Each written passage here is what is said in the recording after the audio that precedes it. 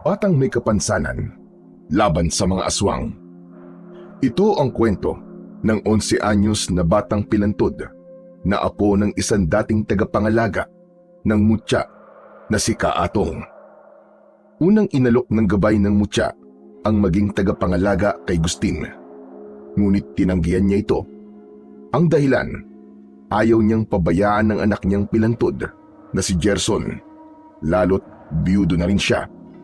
Isa pa'y ayaw niyang danasin ang brutal na sinapit ng kanyang amang si Mang Atong sa kamay ng mababangis na mga aswang. Dakong huli si Gerson ang nakakuha ng bagong mutya sa gitna ng kakawiyang pinamumugaran ng mga elemento at mga bantay na aswang. Mababangis ang mga aswang na pula. Paano kaya lalabanan ang mga ito ng isang bata lang at pilantod pa? Ang isa pang problema, isang antingero pa na may kaalaman sa itim na kapangyarihan ang nakipag-alyansa sa mga pulang aswang. Balak din itong agawin ang mutya ni Gerson. Magtatagumpay kaya si Gerson sa tulong ng kanyang batong mutya na 2 ulo ng kobra laban sa sanib puwersa ng mga aswang at antingerong may kapangyarihang itim. Ngunit bago ang lahat, mga idol, huwag po nating kalimutan mag-subscribe at i-hit ang notification bell sa aking YouTube channel na The Voice Addict at Apong Isaak para sa mas marami pang makapigil hiningang kwentong aswang at katatakutan mula sa mundo ng kababalaghan. Umpisahan na po natin ang kwento. Ayoko nga. Pambihira, iba na lang ang kulitin mo. Ayokong danasin mo ang brutal na sinapit ng aking ama. Tigilan mo na ako. Wala ka mapapala sa akin. Isang mataginting na tinig ang kausap ng 40 anyos na si Gustin. Nasa gitna siya ng kakawiyang madalas nilang puntahan ng 11 anyos na nag-iisang anak na si Gerson. Pag-uuling ang ipinupunta nila roon, ngunit hindi literal na kakahuyan. Nasa mundo siya ng panaginip. Muling nagsalita ang mahiwagang tinig. Nagbabanta na naman daw na sumalakay ang mga aswang sa kanilang baryo. Isang mutya raw ang nakatakdang mabuo para kontrahin at talunin ang mga ito. Nagsusungit ang kalangitan ng gabing yun. Sunod-sunod ang pagdagundong ng mga kulog at pagguhit ng matatalim na kidlat. Tumatama ang mga ito sa kakahuyang tulad ng nasa panaginip ni Gustin. Wala akong pakialam sa mutya-mutyang yan. Humanap ka ng iba na kakagat sa alok mo. Aba, pilantod ang anak ko at wala na akong asawa. Mahirap lang ang buhay namin. Paano kung magagampanan ang pagkaama at ina sa anak ko kung ang magiging tagapangalaga ng mutyaya ko? Ang bihirang buhay ito. Kaya pwede ba? Lubayan mo na lang ako. Habang nagsasalita si Gustin, wala siyang kamalay-malay na ihahampas pala niya ang kanyang braso sa tangkang itaboy ang mataginting na tinig. Hindi sinasadyang natamaan niya ang katabing anak na nahihimbing sa pagtulog. Nakahiga sila sa katring kawayan sa kanilang silid tulugan. Dahil dito'y naalimpungatan si Gerson. Aray! Aray ko! Tay, ano ba yun? Takang napabangon si Gerson at hinarap ang amang binabangungot. Hala! Tay! Tay, gising! Aray ko po, tay! Natamaan na naman ako! Tay, ano ba? Nalalaginip po kayo! Niyugyug ni Gerson ng ama habang umiiwas sa hampas nito. Para mas mapabilis ang paggising ni Gustin, ay naisipan niyang mahinang suntukin ng ama sa muka. Bunga nito'y nagising nga ang diwa ni Gustin. Parang iniahon sa matagal na pagkakalublob sa tubig ang naging reaksyon nito. Bisit na tinig yun. Napakakulit. Tinig? Ano po ba yung napapanaginipan niyo, tay? Lagi na lang po kayong nananaginip ah. Blankong napatitig si Gustin sa anak. Parang naiwan ang isip niya sa kanyang panaginip. Walang ano-ano'y biglang gumuhit ang matalim na kidlat. Tumatagos ang liwanag nito sa maliliit na mga butas ng dingding ng kanilang kubo. Kasunod agad nito'y dumagundong ang malakas na kulog. Halos mapatalon sa pagkagulat si Gerson. Sumiksik ito kay Gustim. Si Gustim naman ay napakislot at biglang naalala ang nasa kanyang panaginip. Nako, heto na. Mukhang totoo nga may nabubuong mutya ngayong gabi. Pero hindi. Wala akong pakialam sa mutyang yun. Mas matalim ang sumunod na gumuhit na kidlat. Kumuntikan pang tamaan ang kanilang kubo. Ang kabuntot namang kulog ay sobrang lakas. Parang sumabog na granada. Diyos ko po, ang lakas ng kulog! Tay, natatakot po ako. Parang galit na galit po sa atin ng langit May kasalanan po ba tayo, Tay? May ginawa ka po bang masama? Kaya ganito? Sandaling niyakap ni Mang Gustim ang anak habang parang may malalim na iniisip. Wala, anak. Wala tayong ginagawang masama. Maayos tayong namumuhay. Huwag kung ano-anong iniisip mo. Tama na yan. Sigurado po ba kayo, Tay?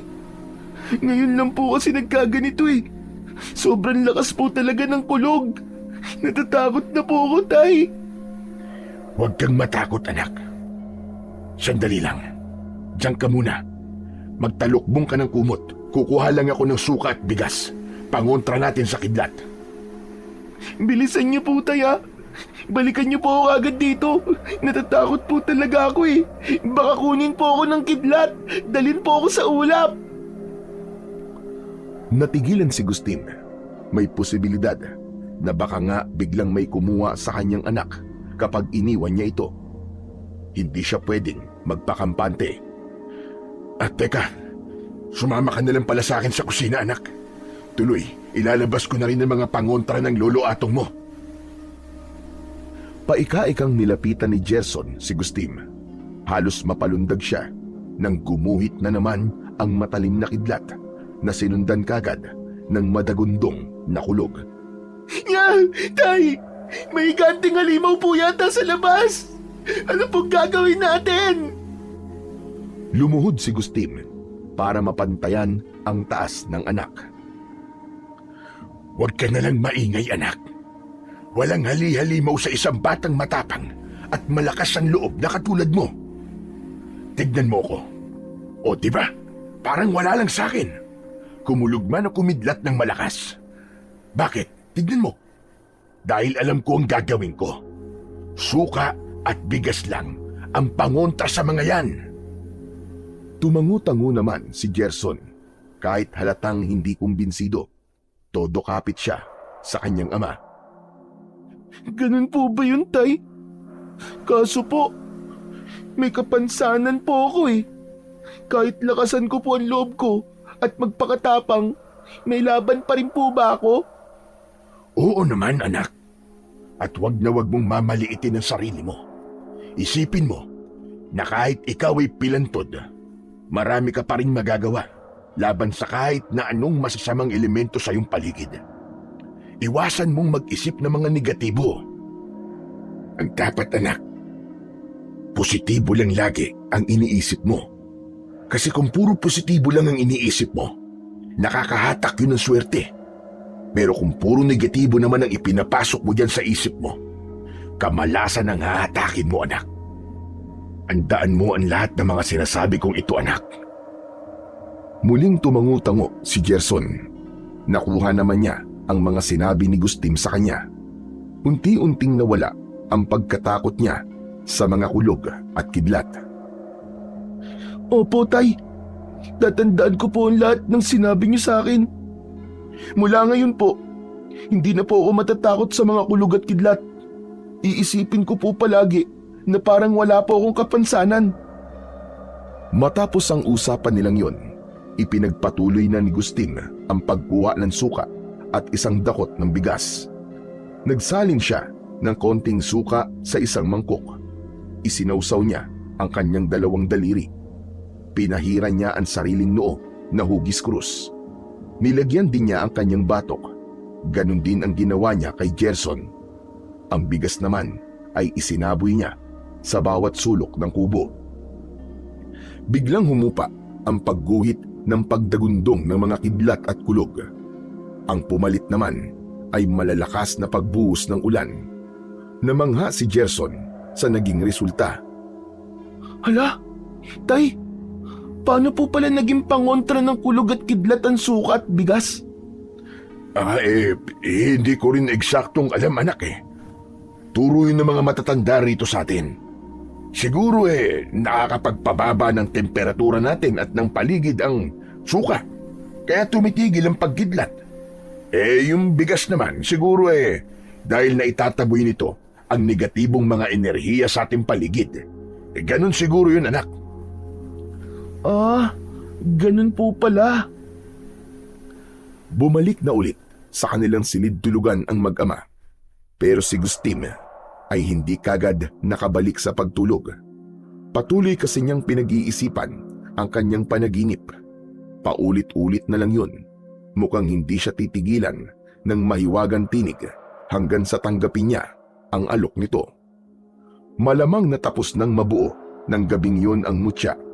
Natitiyak niyang matatagpuan na naman yun sa pusod ng kakahuyan, kung saan din namumungad ang iba't ibang mga elemento at sabi-sabing may ilan din daw aswang na nagtatago at nagbabantay roon. Sinabihan din siya dati ng kanyang tatay Atong na palaging mag-iingat kapag napapadpad malapit sa pusod ng kakahuyan. Kaya raw may ilang mga aswang doon ay binabantayan nila't sinisigurong walang ibang makakakuha ng mga nabubuong mutya para wala daw silang kakontra. Sobrang tuso rin daw ng mga aswang na nagbabantay roon. Kinabukasan, maagang nagising ang mag-ama at naghanda para sa pagpasok sa kakahuyan para makarami ng mauuling. Sigurado silang maraming mga sanga ng puno ang tinamaan ng mga kidlat kagabi. Lahat yon ay pwedeng ulingin. Hindi na sila mahihirapang akyatin pa ang mga puno para palakulin. Kailangan sila ang mauna sa mga yon. Bilisan mo na, anak. Bilisan mo na magagahan at lalakad na tayo. Naihanda ko ng lahat ng mga gamit natin. Yung bagong gawa kong saklay mo, ang gamitin mo, ha? Matibay yun. Gawa sa kahoy ng nara. Inukitan ko rin yun ng ulo ng kobra. Di ba sabi mo sa akin yun ang hayop na gusto mo maging ikaw kung magiging hayop ka? Wow, talaga po, Tay. Nako, sige po. Bibilisan ko na pong kumain para magamit ko na po yun. Sigurado pong masarap po ilakad yun. Buhay na buhay ang dugo ni Gerson sa tuwa. Labis naman yung ikinasaya ni Mang Gustim. Bilang isang ama, malaking bagay sa kanya na napapasaya ang nag-iisang anak na may kapansanan. Katunayan ay isa si Gerson sa mga dahilan kung bakit ayaw niyang tanggapin ang bagong mutya. Palihim na ngumiti si Gustim at bahagyang napailing. Makaraan ng ilang sandali ay lumakad na sila. Habang sa daan ay nakasalubong nila ang mag-amaring mag-uuling. Ang 42 anyos na si Lando at ang 10 anyos nitong anak na lalaki na si Empoy. Matalik na magkumpare sina Gustim at Lando. Ganon din sina Gerson at Empoy. Ay matalik din na magkaibigan. Uy, paring Gustim! Ang aga nyo rin Aba, mag-uunahan pa yata tayo sa mga sanga ng punong pinulak ng mga kidlat kagabi. Abay, pagkakatalim ng mga kidlatan Kung gumuhit ay parang wala ng bukas. Pati mga kulog. Nako, parang nangungusap. Mukhang may kakaibang nangyari kagabi. Oo nga pare. Malamang, may nabuo na namang mutya sa kakahuyan. Kaya mag-iingat tayo mamaya pare. Hindi tayo dapat mapadpad sa pusod ng kakahuyan. Abay mahirap na. Aba pare, talagang hindi kami papasok doon Pinagsabihan ko na nga rin to si Empoy na maraming engkanto ron at iba pang mga mababangis na nilalang. Tito Gustim, sinabihan niyo rin po ba si Gerson? Pasimpleng nilingon ni Gustim ang anak na tila nalilito naman sa kanilang usapan. Oo naman, Empoy. Palagi kong bilin yun sa kanya. Saka sa kalagayan niya, hindi naman siguro siya makakapaggala sa kakahuyan. Huwag mo na lang sanang turuan. Hindi po. Sa takot ko na lang po sa gitna ng kakahuyan, malabo pong akayin ko si Gerson doon, Tito. Di ba, Gerson? Hindi naman ako madalas mag-aya sa'yo kung saan-saan. Huwag po kayong mag-alala sa amin ni Empoy, Tay. Ako po ang unang-unang magsusumbong sa inyo ni Tito Lando kapag may kalokohan po siyang naiisip. Aba, parang ako lang ang maloko ah. Ikaw rin naman ah. May tinatago ka rin kalokohan minsan. Para quits, isusumbong din kita kapag may kalokohan kang naisip. Akala mo, Gerson ah. O siya. Huwag na kayo magtalo. Basta, huwag na lang niyong kalilimutan ang mga bili namin sa inyo ha. Kahit anong mangyari, huwag niyong susubukan pumasok sa pinakagitna ng kakahuyan. Sa gilid lang tayo. Huwag din kayong lalayo sa amin. Kung may makita kayong ibang tao, sabihin niyo kaagad sa amin. Huwag kayong makikipag-usap sa kahit na kanino. Nagkakaintindihan ba tayo? Sabay na sumagot ang dalawang bata kay Lando. Si Empoy ay napapakamot pa ng ulo. Si Gerson naman ay kampante lang. O paano? Tara nang lumakad. Kailangan makarami kaagad tayo para maaga tayong makauwi. Sina Gustim at Lando ang nauuna. Sina Empoy at Gerson ay nakabuntot lamang. Habang sa daan ay kanya-kanya sila ng usapan. Kapwa nagbubulungan na sinadya para hindi sila ganong magkarinigan. Nga pala paring Gustim, tungkol kagabi. Hindi ba't ganun din ang mga kulog at kidlat nung bago nakakuha ng mutya si Tito Atong? Malamang na may nabuo na namang mutya kagabi. Sino kaya maswerteng inalok ng mutya na yun? Ikaw pare, inalok ka ba?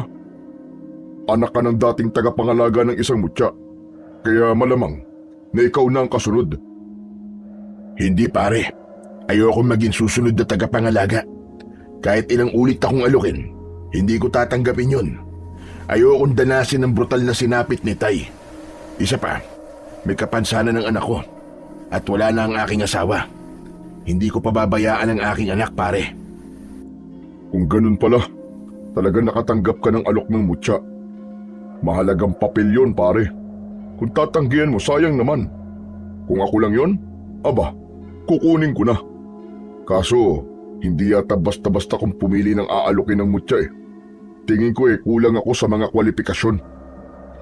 Mahalagang papel, pare, na palagi namang isa sa panganib ang buhay mo sa kamay ng mga aswang. Pang-ilan na ba si tatay na inalok pero nabiguri naman? Pero hindi naman ibig sabihin nun, pare, na magiging katulad nila ang kapalaran mo. Iba-iba ang mga mutya. Iba-iba nga, pare, pero parehas din namang mga aswang ang kalaban. Subukan mo pa rin, pare. Malay mo, ang bagong mutya ngayon ay ibang-iba sa mga nagdaang mutya. Baka sa'yo na magtatagumpay. Maaati mo bang walang tagapagtanggol ang baryo natin laban sa mga aswang? Sigurado kung simula sa araw na to ay aasahan na natin ang pabigla nilang pagsalakay. Mas maagang may tatanggap ng alok ng mutya, mas maagang makapaghahanda, hindi ba pare? Natigilan si Gustim sa sinabing yun ng kaibigan niyang si Lando. Malalim na napaisip, maaatim nga ba niyang maraming mapahamak sa kanilang baryo? Pero paano naman ang anak niyang si Gerson? Hindi niya na ito gaanong matututukan. Saka paano kung puntiryahin din si Gerson ng mga aswang kapag nalaman nilang anak niya ito? Hindi niya maaatim na may mangyaring masama sa kanyang anak. Napasimangot si Gustim. Ayaw niyang nahihirapang magdesisyon. Pakiramdam niya ay iniipit siya ng dalawang mabigat na pader. Teka pare, ay mabuti pa, iba na lamang ang pag-usapan natin. Ayoko na muna mag-isip. Pag-uuling na lang muna ang tutukan natin. Bahala na muna ang mutyang maghanap ng ibang maaalok. Hindi lang naman siguro akong karapat dapat maging bagong tagapangalaga eh. Natitiyak ko, marami pang iba riyan. Ikaw ang bahala, pare. Wala naman akong magagawa kung tatanggihan mo ang isang importanteng alok. Sana lang hindi mo pagsisiyan sa bandang huli. Lihim na napaismid si Mangustin. Samantala ay medyo hindi nalalayo ang pinag-uusapan ni na Gerson at Empoy. Mahina silang nagbubulungan habang pasulyap-sulyap sa mga tatay nila sa kanilang unahan. Empoy, narinig ko nga pala kanina, kina Tatay at Tito Lando, may nabuo raw na mutya sa kakauyan. Totoo kaya yun? Ay oo, Gerson, totoo yun. Makikita yun sa kalagitnaan ng pupuntahan nating kakauyan. Teka, bakit mo nga pala natanong? Gusto mo bang makuha yun? Nako Gerson, sinasabi ko sa'yo, delikadong pumasok sa kalagitnaan ng kakauyan. Maraming engkanto ron at may nagbabantay na mga aswang. Mahirap makuha yun, lalo na ng katulad lang natin ng mga bata. Pero paano, Empoy, kung hindi naman pala totoo na may engkanto at mga aswang doon? Eh di sana maraming nagpupunta ngayon doon sa gitna ng kakauyan para hanapin yung mutya. Oo nga no, saka naisip ko lang, paano kaya ang magkaroon ng mutya no? Maganda kaya? Hoy, hindi po kung sino-sino lang ang nakakakuha ng mutya, baka akalain mo. Sabi ni tatay, bihira lang daw silang pumili ng bata. Saka kung pipili sila ng bata, hindi siguro ng tulad mo, yung walang kapansanan ng pipiliin nila. Parang nasaktan si Gerson sa sinabi na yon ni Empoy. Hindi niya naitago ang pagsimangot, pero naalala niya bigla ang bilin ng kanyang itay kagabi. Dahil dito, inalis niya sa isip ang pagkadismaya. Hindi ako naniniwala, Empoy, na ayaw nila sa may kapansanang katulad ko. Tsaka, mas ayaw naman siguro nila yung batang wala ngang kapansanan pero duwag naman, mahina ang isip at makasarili. Yung mga ganun, kahit may kapansanan, basta mabuting bata, matapang at marami pang nakatagong magagandang ugali, pipiliin pa rin siguro nila. Pwede, pero hindi ko alam kung matatawa ba ako kung ikaw ang mapipili. Pero dahil kaibigan kita, matutuwa siguro ko. Saka teka, nakapanaginip ka ba ng tungkol sa mutya? Hindi. Bakit naman? Sabi kasi sa akin ni tatay, malalaman mo raw na ikaw ang napili kapag nakausap mo sa panaginip mo ang boses daw ng mutya.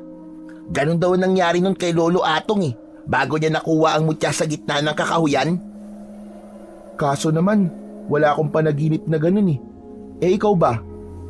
Wala rin. Ibig sabihin, kahit sino sa ating dalawa, walang pinili. Kaya wag na tayong umasa. Napakibit balikat si Gerson sa tinuran ni Empoy. Nalungkot siya. Ano pa nga ba? Pero ano kaya ang itsura ng mutya, no? Nakakita ka na ba ng ganun? Hindi pa nga rin Gusto ko rin makakita ng mutya. Pagkakaalam ko kasi, sabi ni tatay, iba-iba raw ang hugis at kulay ng mga mutya. Yung iba raw ay bato. Yung iba naman, pangil o kaya sungay ng isang hayop. At saka marami pang iba. Sana makakita ako ng kahit isang mutya lang. Gusto kong maging tagapagtanggol ng mga naaapi. Kaya mo ba lumaban sa mga aswang? Baka kapag nakakita ka, hindi mo na masasabi yan. Nakakatakot kaya ang mga aswang. Bakit naman ako matatakot kung may hawak nga akong mutya? Diba? May kapangyarihan nga ang mga may mutya. Ay, oo nga pala nakalimutan ko. Pero nakakatakot pa rin lumaban sa mga aswang, ano ka? Baka tumakbo ka lang kapag nakita mo na ang itsura nila. Ewan, hindi ko masasabi. Saka, tignan mo nga, paano ako makakatakbo na ganito ako? Pilantod ako. Natawa si Empoy. Nagtatakang napasulyap tuloy sa banda nila, sina Lando at Gustin. Oo nga pala pilantod ka. Hindi ko naisip yun Maasim na napangiti si Gerson sa pagtawa na yon ni Empoy. Grabe siya sa akin Tumawa ka talaga. Siguro kapag may nakasalubong tayong aswang, kakakaripas ka kagad ng takbo at iiwan mo ko. Nako, hindi ah. Kaya nga mag-iingat tayo mamaya para hindi mangyari yon. Kaya ikaw, wag na wag kang maliligaw dun sa gubat ha. Pabigla-bigla ka pa naman kung may maisip kang gawin ay hindi ka na nagpapaalam. Mamataan kita mamaya. Wag ka lang sana magtatago. Subukan mo at hindi mo na ulit kami makikita. Gusto mo ba yun? May mangyayaring masama sa'yo? Umiling-iling si Gerson na sinabayan ng pagkibit balikat. Siyempre hindi. Malulungkot si tatay kapag may nangyaring masama sa akin. Ayokong malungkot siya. Mabuti naman kung ganun. Kaya sobrang mag-iingat tayo mamaya ha? At sa wakas ay nakarating na rin sila sa kakahuyan. Bungad pa lang ay nakakita na sila ng malalaking sanga ng mga puno na bumagsak sa damuhan. Agad silang lumapit sa mga ito at sinimulan kagad ang trabaho. Sama-sama na silang lahat at maghahatian na lang sa lahat ng mauuling. Sabi ko na nga ba't maraming pinulak ang mga kidlat Bungad pa lang to ha. Mukhang tiba-tiba tayo ngayong araw, paring Gustim. Siya nga pare. Kaya doble sipag tayo ngayon para doble rin nakita. Teka lang po. Siya nga pala, tay. Tito Gustim, bago po tayo mag-umpisa, magtabi-tabi po muna tayo. Baka kahit po rito ay may mga ligaw po na engkanto Baka matamaan po natin o magambala. Oo nga naman. Tama ka anak. Bakit nga ba hindi natin yung ginagawa madalas tuwing nagpupunta tayo rito? Mula ngayon ay gagawin na natin to palagi. Nagkanya-kanyang tabi-tabi po sila sa paligid bago sinimulan ang kanilang mga toka. Pero una muna ay nagtayo sila ng isang tent na yari sa mga sanga at malalapad na mga dahon. Naging sobrang abala nila ng umagang yun. Tulong-tulong sila sa paghahakot at pagpirapiraso ng mga sanga ng kahoy at sa paggawa ng malaking hukay sa lupa kung saan nila susunugin ang mga ito. Nang nasa kalagitnaan na sila ng pagsusunog, bigla ay nakaramdam si Gerson ng tawag ng kalikasan. Kinalabit niya si Empoy. Empoy, samahan mo nga muna ako saglit. Natatai kasi ako Hehehe.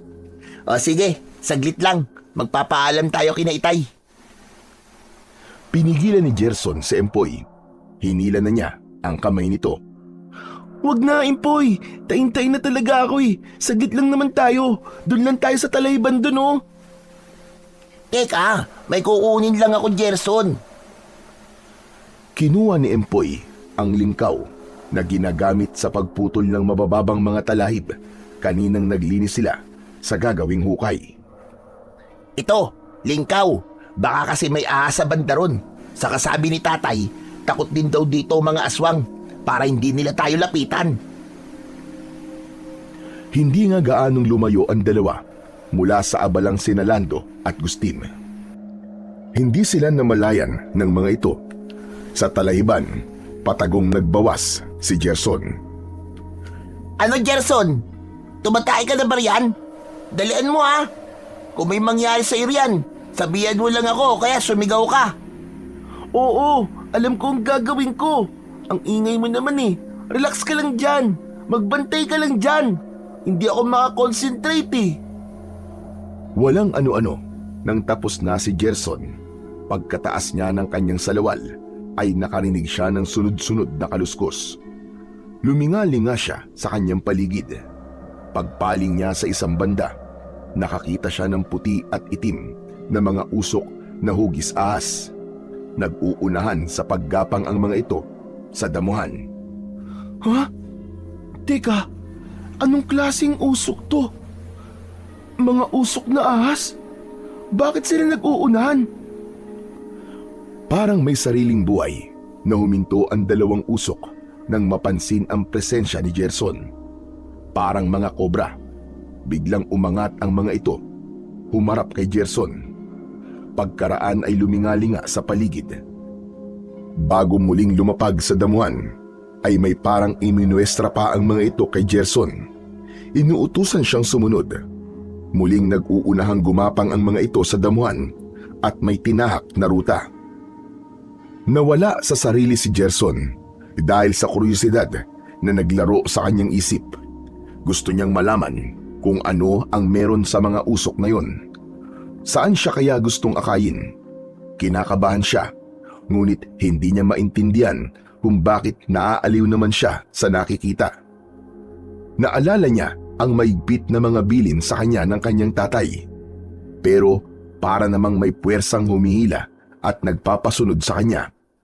Naglalaban ang kanyang puso at isip at ang kanyang mga paang kusang humahakbang. Kinilabutan si Gerson nang dalhin siya ng mga usok sa isang matandang puno ng balete.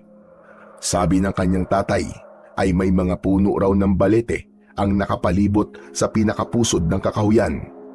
Kapag nakita mo raw ang mga ito, ay magmadali ka ng lumayo. Kapag naamoy ng mga engkanto at mga bantay aswang ang presensya mo, ay delikado na. Hindi ka na makakatakas pa mula sa mga ito sa oras na habulin ka. Naku po! Paano na to? Kailangan ko nang lumayo kaagad. Hindi pwedeng mahuli ako ng mga engkanto o aswang. Lagot ako nito. Noon lang naalala ni Gerson si Empoy. Tatawagin sana niya ito, pero huli na. Kapag gumawa siya ng ingay, ay lalo siyang matutuntun ng mga engkanto o aswang mula sa pinakaloob ng kakahuyan. At wala ngang ano-ano, ay biglang nakarinig si Gerson ng kakaibang mga kaluskos na papunta sa kanyang direksyon. Kinilabutan siya. Naku, ayan na sila. Lagot na talaga ako. Anong gagawin ko? Hindi ako makakatakbo ah. Naku, kailangan ko magtago. Saan? Saan kaya? Habang natataranta si Gerson kung ano ang gagawin, bigla ay inakay siya ng puti at itim na mga usok na gumagapang sa damuhan. Sumiksik ang mga ito sa malapad na katawan ng puno. Napansin ni Gerson ang malaking uka sa pagitan ng mga ugat ng balete.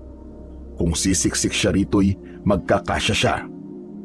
Nang makita ni Gerson na may paparating na dalawang parang sinaunang mga tao na may mapupulang mga mata, ay wala na siyang nagawa kundi ang sumiksik sa uka.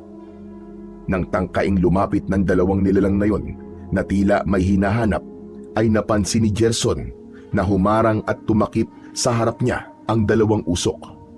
Nagsanib ang mga ito at naging kakulay ng puno ng balete. Narinig ni Gerson ang naging usapan ng dalawang nakakatakot na nilalang. Masangsang ang amoy ng mga ito na hindi maipaliwanag. Umatungal at sumigasing ang mga ito. Kasunod nito'y siningot-singhot ng mga ito ang paligid. Hinahanap ang binanggit ng mga itong sariwang amoy daw ng dugo ng isang bata. Suwerte raw nila kapag nahuli nila ang naligaw na batang yun. Paghahatian daw nila ito. Noon din ay alam na ni Gerson na mga bantay aswang ang mga yon. Binundol siya ng kaba ng sandaling yun. Todo takip siya ng kanyang bibig at ilong para mapigilan ang tunog ng malakas na paghinga, pati na ang mapaungol. Kapag sobrang natatakot kasi, ay napapaungol siya. Iniiwasan niya yung mangyari. Samantala, sa kinaroroonan naman ni Empoy. Gerson? Gerson, tagal mo naman, tapos ka na ba riyan? Gerson! Hoy! Ano ba, sumagot ka naman. Kung tapos ka na, lumabas ka na riyan. Bumalik na tayo sa tent, tara na! Hinintay ni Empoy na sumagot si Gerson, ngunit makaraan ng ilang sandali ay walang sumasagot, kaya naman nagtaka na siya. Gerson? Gerson, hoy! Lumabas ka na riyan! Hindi ako nakikipagbiruan, ha? Lumabas ka na, tara na! Inabahan na si Empoy nang wala pa ring Gerson na sumasagot. Kaya naman ay hinawi niya ang mga talahib. Laking gulat niya nang hindi niya makita sa tabi-tabi si Gerson. Ang tanging niyang nakita ay ang umaalingasaw nitong tae na tinakpan ng tuyong mga dahon. Buwisit naman yan, oh. Saan nagpunta yun? Teka. Hala, naku po. Baka mamaya may tumangay na sa kanya na engkanto o kaya aswang. Naku, kailangan kong sabihan kaagad sila tatay. Dali-dalin tumakbo si Empoy pabalik sa kinaroroonan ng kanyang tatay at ni Tito Gustim. Tay! Tay! Tito Gustim! Si Gerson po nawawala!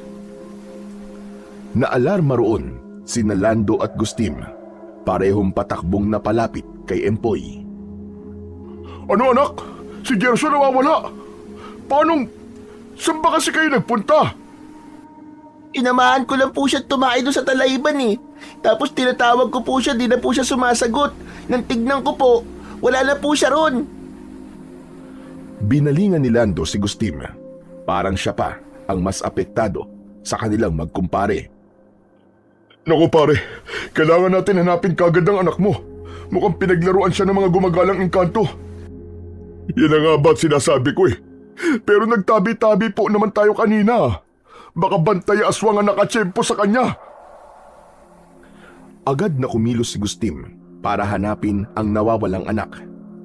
Isinukbit sa kanyang bewang ang kahit na anong sandatang magagamit. Pati si Lando ay napasunod at napagaya rin. Tara na pare, hindi pwedeng makuha ng mga engkanto o bantay aswang ang anak ko. Hindi ako makakapayag na may mangyaring masama sa kanya. Tinanong ni Gustim si Empoy kung nasang banda sila kanina ni Gerson. Pagkaturo ni Empoy ay agad nilang pinuntahan at sinimulang maghanap. Gaano katagal nang nawawala si Gerson, Empoy? Hindi pa naman po ganong katagal, Tito. Tanong po ko ng tanong sa kanya kanina kung tapos na po siya tumahi. Pero wala po sumasagot sa akin. Kaya inalap ko na po siya, pinuntahan ko siya. Saglit na nag-isip si Gustim. Sinuyod ng tingin ang buong paligid. Kapag kwan ay sa damuhan naman siya tumutok. Mataan niyo ang damuhan. Hanapin niyo ang bakas ng kanyang mga yapak. Tignan niyo kung may mga bakas din ang kanyang saklay. Walang ano-ano ay napasigaw si Lando. Dito! Dito sa banda rito pare! May mga bakas dito pati ng saklay ni Gerson. Mukhang dito ang direksyon tinaak ng anak mo. Mabilis na lumapit si Gustim sa banda ni Lando.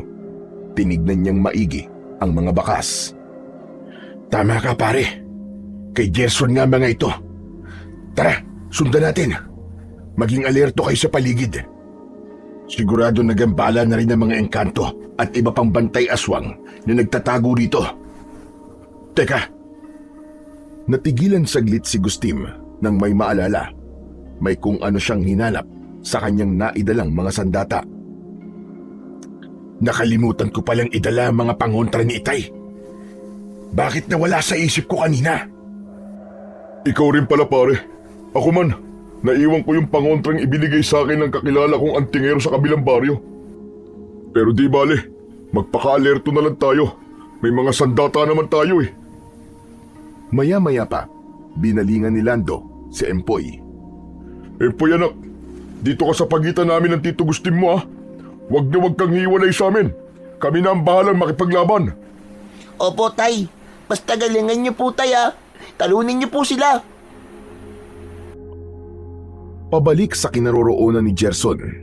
Wala na ang dalawang bantay aswang malapit sa punong balete na kanyang pinagtataguan.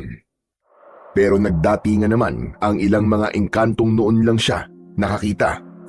May mga diwending itim at pula, taong sigbin, malaking taong uwak, tikbalang at itim na mga aninong butas-butas ang muka at katawan.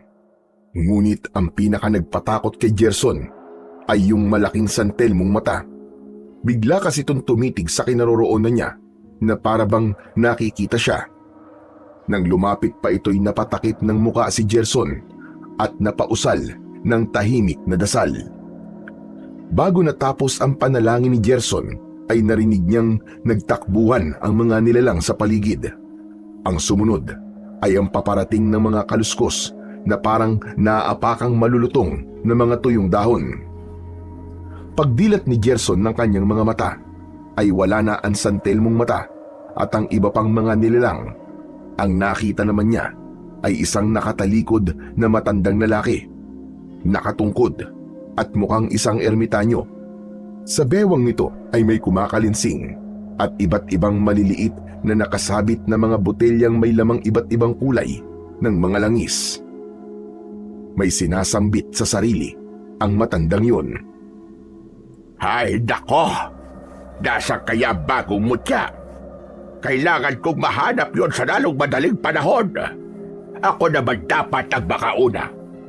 Kay tagal ko nang naghahanap ng mutya, pero kahit kailan ay hindi ako napagkakalooban. Mahusay naman akong antingero. Bakit hindi ako mapili-pili? Maya-maya pa, nakiramdam ang matanda sa paligid. Napansin nitong medyo nagliliwanag ang isa sa mga botelyang nakasabit sa bewang nito. Aha! Mukha nandito lang sa banda rito ang mutya. Dito yata sa puno ng baleteng ito. Teka, mahanap nga. Sa wakas ay magkakaroon na rin ako ng mutya. Nangingislap ang mga matang naghahanap ang matanda sa palibot ng punong balete. Ngunit nang kakapainsana nito, ang bandang kinaroroonan ni Gerson ay bigla naman itong natigilan. Nakiramdam na naman sa paligid. Napatuwid ito ng tayo nang makarinig ng mga kaluskos na paparating. Teka, mukhang may mga taong paparating. Malamang na naghahanap din ng mutya. Aha! Nararamdaman kong isa sa kanila ang pinili ng mutya. Pero parang nawawala sa kanya ang pagkakapinili. Bumababa ang enerhiyang nasa kanya. Bakit kaya? Pues, magandang pagkakataon ito para maagaw ang mutya. Sandali, magtatago muna ako at magmamasid. Sina Agustin at Lando at Empoy ang mga dumating. Nagulat pa sila nang makita nila ang puno ng balete. Naku, ito na paring Agustin. May puno ng balete dito. Papasok na tayo sa puso ditong kakauyan. Baluarte na ng mga engkanto at mga bantay na aswang. Delikado tayo rito. Basta alerto lang tayo, pare. Huwag kayong magpapakita ng takot. Kailangan makita ko kung nasan ang anak ko. Kahit pasukin ko pa yan, gagawin ko. Mabawi ko lamang si Gerson. Gustong-gusto na sanang lumabas ni Gerson mula sa pinagtataguan at takbuhin ng tatlo. Ngunit pinigilan muna niya ang kanyang sarili dahil alam niya kung saan nagtatago ang matandang parang ermitanyo. Umayo siya sa kanyang pagkakasiksik sa uka ng puno. Kapag kuway may nakapasyang isang bagay na hindi niya maintindihan kung mainit-init ba o malamig-lamig. Dinampot niya ito at iniangat para makita. Nanlaki ang kanyang mga mata nang mapagtantong isa itong hugis itlog na makintab na bato, kalahating kulay puti at kalahating kulay itim. Teka, anong klaseng bato to? Ang ganda! Walang ano-ano'y parang may bumulong sa tenga ni Gerson. Isang mahiwagang tinig. Sinagot nito ang kanyang tanong. Ang bato raw ay isang mutya at siya raw ang pinipili nitong bagong tagapangalaga. Ano? Mutya? Aha! Parang ito yata ang mutyang hinahanap ng matandang yun. Pero teka, tama po ba ang narinig ko? Ako po ang napiling bagong tagapangalaga ng mutya. Bumulong ulit ang tinig. Ayon dito, siya nga raw ang napili. Pero, bakit po ako? Napakabata ko pa po. Sumagot muli ang mahiwagang tinig. Anito, nakita raw kasi sa kanya ang kadalisayan ng puso. May dugo rin daw siyang isang dating tagapangalaga. Ang totoo raw ay ang kanyang ama ang unang pinili. Ngunit tinatanggihan nito dahil sa kanya. Kaya minabuti raw nitong siya na lamang ang piliin. Nagpakilala ang tinig na siya raw ang espiritong gabay ng mutya. Oras na tanggapin daw niya ang mutya ay sasanib daw ito kay Gerson. Mag-aalinlangan sana si Gerson na tanggapin ang mutya dahil baka hindi niya kayang gampanan. Pero naisip niya bigla ang payo ng kanyang tatay Gustin na huwag mag-isip ng negatibo sa kanyang sarili. Dapat ay positibo lang. Kaya naman ay naisip niyang kung pinili mismo siya ng espiritu ng mutya, ibig sabihin ay alam nitong kaya niyang maging tagapangalaga. Napasulyap si Gerson sa banda ng kanyang tatay Gustin na noon ay labis na ang pag-aalala sa paghahanap sa kanya. Manghiyak-ngiyak na rin ito. Ganon din si Nalando at Empoy. Nang makita rin niya ang matandang nagtatago sa makapal na mga halamanan na nag-aabang sa mutya, ay nakabuo na siya ng desisyon. Sige po, tinatanggap ko na pong maging tagapangalaga. Ayoko po mapunta sa matandang yun ng mutya. Mukha po siyang masama eh. Sukat nun din, biglang naramdaman ni Gerson na parang may enerhiyang nahihigop ang kanyang katawan. Unay malamig na enerhiya at sinundan kagad ng mainit na enerhiya. Teka, ano nangyayari sa akin? Unti-unting nag-iba ang hugis ng mga mata ni Gerson. Naging parang sa makamandag na ahas. Ang isa'y kulay puti, ang isa naman ay kulay makinang na itim. Saglit lang yun, pero agad ding bumalik sa dati. Matapos mahigop lahat ni Gerson ang mga enerhiya dahil sa pagsanib ng espiritu ng mutya, ay narinig niya sa kanyang isip ang tinig nito. Wika nito'y sa wakas, siya na raw ang tagapangalaga ng mutya ng 2 ulo ng kobra. Isang lubhang makapangyarihang mutya.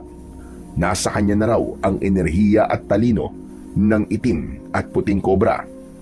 10 ng kanilang espesyal na mga abilidad. Mutya ng 2 ulo ng kobra? Yun po ba yung 2 parang usok na nakita ko kanina? Saad ng tinig ay yun nga raw, mga espiritu ng 2 matatapang na kobra na tinamaan ng mga kidlat ng nagdaang gabi. Maglalaban daw sana ang mga ito, pero natsyempuan naman ng mga kidlat. At nang mabuo raw ang mutyay, ito raw ang ipinadalang espiritong gabay. Ganun po pala. Saka, alam mo po bang ahas ang paborito kong hayop na gusto kong maging kung magiging hayop po ko? Kaya tamang-tama po sa akin tong mutya ng kobra. Walang ano-ano'y natigilan si Gerson sa masiglang pagbibida. Paano'y napansin niyang may pulbos na itim na isinasaboy ang nagtatagong matanda. Para rin itong may ibinubulong habang nakakaloko ang pagkakangising nakatingin sa banda ni Agustin, Lando at Empoy. Ang sumunod na nangyari ay nagpakaba kay Gerson. Nakarinig siya ng kakaibang mga kaluskos at ugong na parabang papunta sa direksyon ng kanyang itay at ni Nalando at Empoy. Parang resulta ng ginawa ng matanda. Maya-maya pa, naglitawan ang iba't ibang mga engkanto at mga bantay aswang na kahit umaga ay nakapag-anyong aswang. Ang itsura ng mga ito ay sobrang nakakatakot. Pulang-pula ang dilat na mga mata. Malangis na nakakadiri ang mapupulang mga balat. Sobrang buwaghag ang mga buhok. Mauumbok ang mga bunganga dahil sa nakausling mga pangil. Mahaba ang mga bias at ang mga daliri sa mga kamay at paa ay may pagkakatulis at pagkakaitim na mga kuko. Galit na galit at kanya-kanyang atungal ang mga nilalang na yun habang nakatitig at sinisimulang palibutan ang nabigla namang sina Agustin, Lando at Empoy. Nyay! Mga engkanto at mga aswang, tay! Tito Gustin! Ano na pong gagawin natin? Mamamatay tayo dito! Takot na sumisiksik si Empoy sa ama niyang si Lando. Anak ng putya! Ito na nga ba sinasabi ko? Nalintikan na tayo, parang Gustin. Naglabasan na nga sila. Kakayanin ba natin sila? Hindi ko alam, pare, kung kakayanin natin sila. Pero ganito mapapalaban din tayo, ay kailangan natin mag-isip ng paraan kung paano natin sila maiisahan. Ihanda mo na mga sandata mo, pare. Magtalikuran tayo. Sa gitna natin si Empoy. Ito na sinasabi ko, pare. Kung tinanggap mo kagad ang alok na mutya, malamang ginagabayan ka na ngayon para matalo sila. Kaso tinanggihan mo eh. Teka pare, parang may nararamdaman akong kakaibang enerhiya sa paligid. Naramdaman ko na to dati. Mukhang may nakakuha na sa bagong mutya. Ha? Paano mo nararamdaman, pare? Sigurado ka ba? Oo pare, sigurado. 100%. Ramdam na ramdam ko talaga ang enerhiya ng mutya. Nasa malapit lang sa atin. Siguro'y naroon mismo sa may puno ng balete. Si Empoy naman, base sa kanyang mga naririnig, ay nanlaki ang mga mata nang may mapagtanto. May gusto sana siyang sabihin sa dalawa, pero minabuti na lamang muna niya na manahimik. Maya-maya, humanda nang umatake ang mga engkanto at mga bantay aswang. Ngunit bago pa man makalapit ang mga ito, ay may ibinulong kagad kay Gerson ang espiritong gabay. Ano? Paano ko palalabasin ang enerhiya ng mutya? Inutusan ng espiritong gabay si Gerson na mag-concentrate at ramdamin ang mga enerhiyang nasa kanyang mutya. Kung sino man daw ang mauna, ay siya ang palalabasin niya. Utusan lang daw niya sa kanyang isip habang mariin ang pagkakahawak sa batong mutya. Ganun nga ang ginawa ni Gerson. Ang una niyang naramdaman ay ang mainit na enerhiya ng espiritu ng puting kobra. Walang ano-ano'y isang puting usok na hugis ahas ang mabilis na gumapang palabas ng kanang paa ni Gerson. Sinundan nito ang itim na pulbos na isinaboy kanina ng matandang ermitanyo. Tinipon nito yon, pagkatapos ay isinaboy pabalik sa matanda. Nagulat pa ang matanda nang maramdaman ito ang nangyari. Teka! Parang may nagsaboy sa akin pabalik ng pulbos na itim. Imposible ito. Napaatras ang matanda nang mapansin itong iniwanan ng mga engkanto at mga bantay aswang ang nagtatakang sina Gustim, Lando at Empoy at bumuelta papunta sa direksyon ng matanda. Ano nangyari, paring Gustim? Bigla nila tayong iniwasan. Hindi ko rin alam, pare. Palagay ko'y may nagpapagana na ng bagong mutya. Nandito lang siya sa paligid. Ramdam na ramdam ko, pare. Naku, sana nga, pare. Kung ganun, ay samantalahin na nating hanapin si Gerson. Si Empoy naman ay may minamataan sa puno ng balete. Nooy unti-unti nang nakakalabas si Gerson mula sa pinagtataguan. Ang harang kasing nilikha ng mga espiritu ng dalawang kobra ay nawala na mula nang makuha niya at tanggapin ang batong mutya. Si Gerson! Hala, Tay! Tito Gustim! Tignan nyo! Si Gerson po yata yun! Asan, anak? Asan si Gerson? Ayun po, sa may puno po ng balete. Lumabas po siya mula sa uka. Tara po, tulungan po natin siya. Agad na mataan ni Gustim ang kinaroroonan ng kanyang anak. Unay nakadama siya ng tuwa, pero agad na palitan ng pagdududa. Napansin kasi niya na hindi ginagamit ni Gerson ang bagong gawa niyang saklay. Sandali, paring Lando. Huwag niyo munang lalapitan si Gerson. Baka hindi yan ang anak ko. Paano po hindi siya si Gerson, Tito? Tingnan niyo po maigi. May hawak po siya sa saklay. Siya po yun, sigurado ako. Napansin niyo bang hindi na siya ika-ika kung maglakad? Saka bakit dumalabas siya sa puno ng balete? Baka engkanto lang yan na ginayang itsura ng anak ko. Siya nga, pare. Pero paano kung si Gerson talaga yan? Hintayin muna nating mapansin niya tayo. Kilala ko kung paano gumawi ang anak ko kapag nakikita niya ako. Doon ko malalaman kung siya nga talaga yan.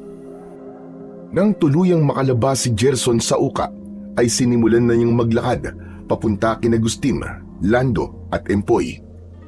Noon lang din niya napansin ang kanyang paglalakad. Biglang tuwid na pala ang kanyang mga paa at ang kanyang saklay ay bit-bit na lang pala niya. Binulungan siya ng kanyang gabay na dahil daw sa enerhiya ng mutya, kaya gumaling siya. Sa labis na tuwa sa kanyang nalaman, ay pabiglang tumakbo si Gerson papunta kina Agustin. Hindi talaga niya napigilang mapasigaw. Tay! Magaling na po ang mga paa ko! Hindi na po ako pilantod! Magaling na po ako, Tay! Yayakap sana si Gerson kay Agustin, ngunit umiwas muna ang huli. Gerson, diyan ka lang. Ikaw ba talaga yan, anak?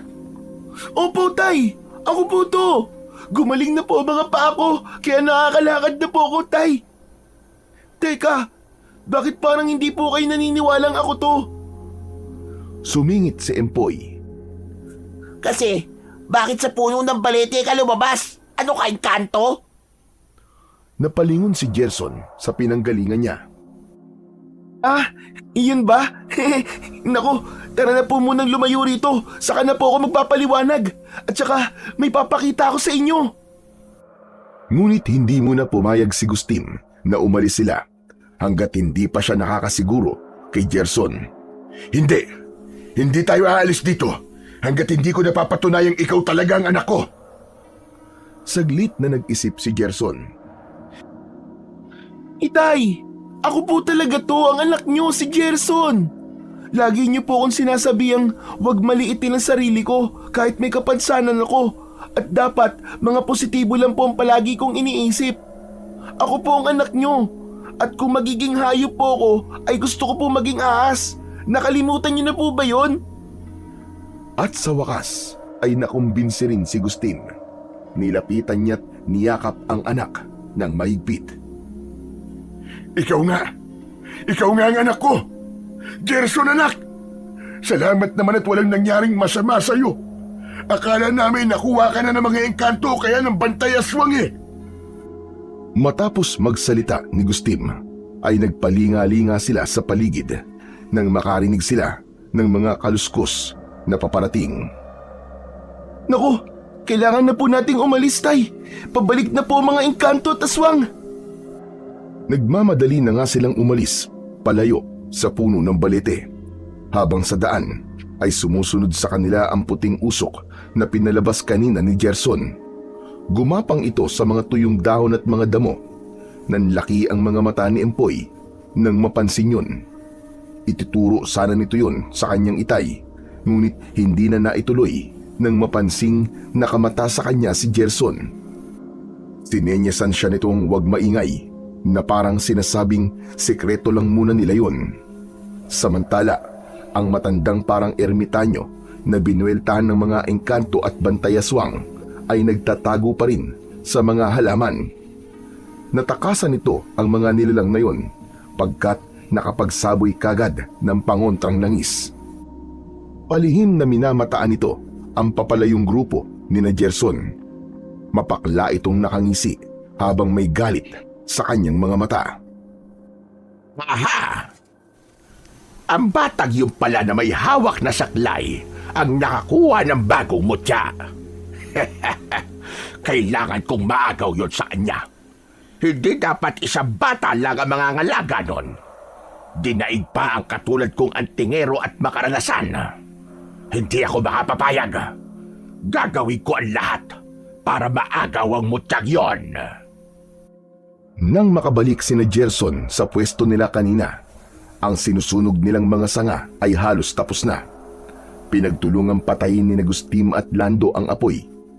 Nang pumaitaas ang makapal na usok, ay dumiretso na sila sa kanilang tent para pag-usapan kung ano ang nangyari kay Gerson at kung ano ang ipapakita raw nito. Ganito po yun. Nakakita po ko ng dalawang kakaibang usok na hugis ahas matapos kong tumai kanina. Nag-uunahan po sila na gumagapang sa damuhan. Parang sinenyasan po akong sumunod sa kanila. Yun, nang sundan ko po sila, napadpad naman po ako sa puno ng balete.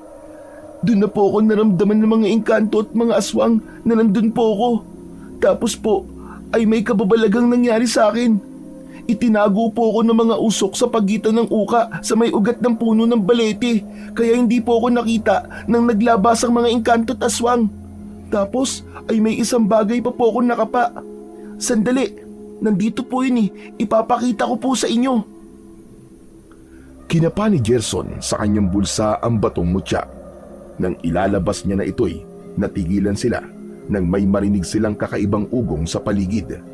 Pinagsama-sama tong maraming mga kaluskos, mataginting na mga tinig at galit na mga ungol at parang atungal at singasing ng mababangis na nilalang. Palapit ito ng palapit sa kanilang kinaroroonan, palakas ng palakas. Kasabay nito'y may ibinulong kay Gerson ang kanyang espiritong gabay. Naku, nalaman na po ng mga engkanto at mga aswang na may nakakuha na po ng mutya. Hindi na po tayo ligtas dito. Kailangan na po nating umalis. Pero, paano ang inuling natin, paring Gustim? Hindi na importante yun. Iwanan na lang muna natin, pare. Mas mahalagang maging ligtas muna tayo. Sigurado ako magwawala ang mga bantay aswang dahil may nakaisa sa kanila sa mutya. Malamang na ipapamalita rin nila sa kanilang mga kalahi yun. Kailangan din natin balaan ang mga kababaryo natin. Sige, tara nang tumakas, pare. Wala nga pala tayong mga pangontra. Saka may kakilala akong magaling na antingero sa kabilang baryo. Tatawagin ko tuloy siya para tulungan tayo. Sa takot nila sa mabilis na papalapit na ugong ay nagmadali silang tumakas. Ang sumusunod naman sa kanilang puting usok na hugis kobra ay sandaling may ginawa bago muling sinundan si Gerson. Lumikha ito ng simbolo sa damuhan na gawa sa puting usok na nagmumula rito. Pagkatapos ay humalo sa hangin. Dahil doon ay hindi nagawang abutan ng iba't ibang mga engkanto at bantay aswang sina Gerson. Bila napaso ang mga ito sa isang hindi nakikitang harang. Tay, ito po sana yung gusto kong ipakita sa inyo kanina sa kakahuyan. Batong mutya po ito ng 2 ulo ng kobra. Isa pong puti at isang itim. Sumanib po sa akin ang espiritong gabay nila. Pagka-uwi nila ng kanilang bahay, ay ipinakita kagad ni Gerson kay Gustim ang batong mutya na hugis itlog at tigkalahating kulay puti at itim. Nooy kababalik lang ng puting usok na espiritu ng puting kobra sa batong mutya, kung kaya nang tignan ito ni Gustim ay kumikinang ang puting bahagi nito. Namamangang inabot ni Gustim ang batong mutya mula kay Gerson. Nanginginig ang kanyang kamay. Pinagmasdan niya itong maigi at pinakiramdaman. Walang ano-ano'y bigla siyang napapikit ng mariin. Isang pangitain ang bigla niyang nakita.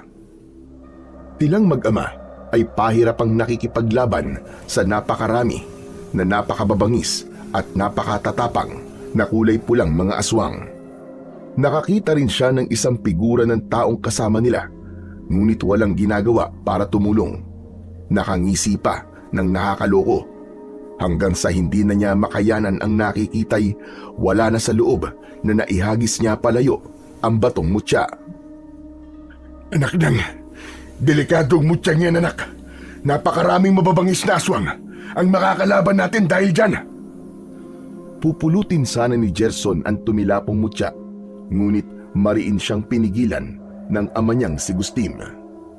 Wag mo nang pulutin yan, anak. Hindi mo dapat tinanggap na maging tagapangalaga ng mutyang yan. Mabilis na kumilos si Gustim.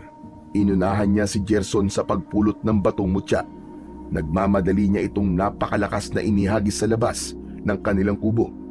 Napadpad ito sa talahiban sa pinakadulong likuran ng kanilang bahay. Pero tay, natanggap ko na po ang mutyang yun. Nasa loob ko na po ang espiritong gabay nila. Hindi, Gerson. Huwag nang matigas ang ulo.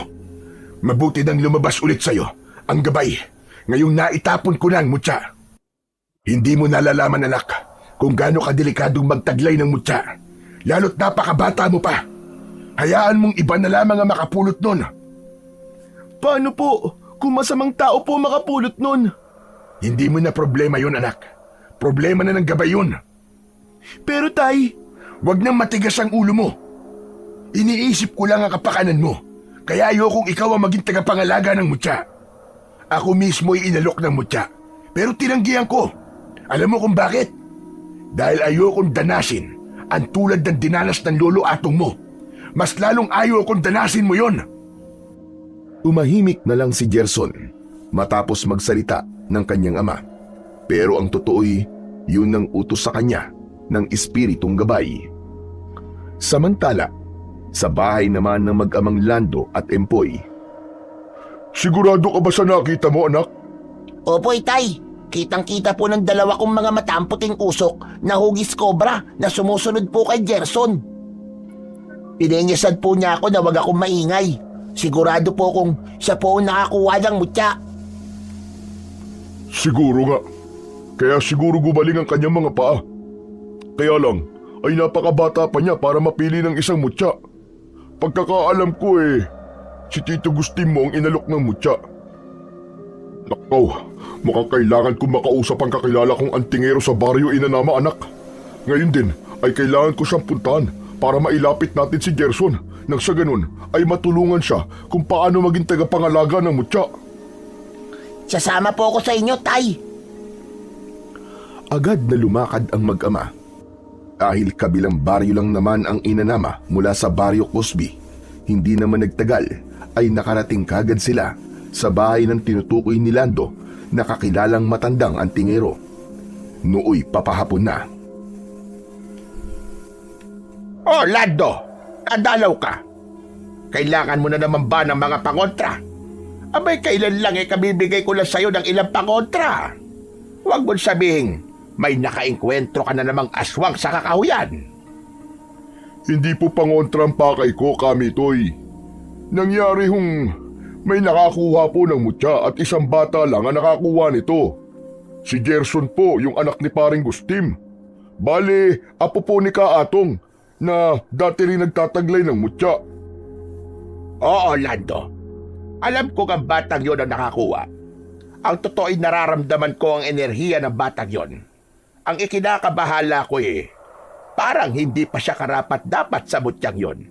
Katunayan balak ko siyang puntahan ngayon para tulungang ihanda.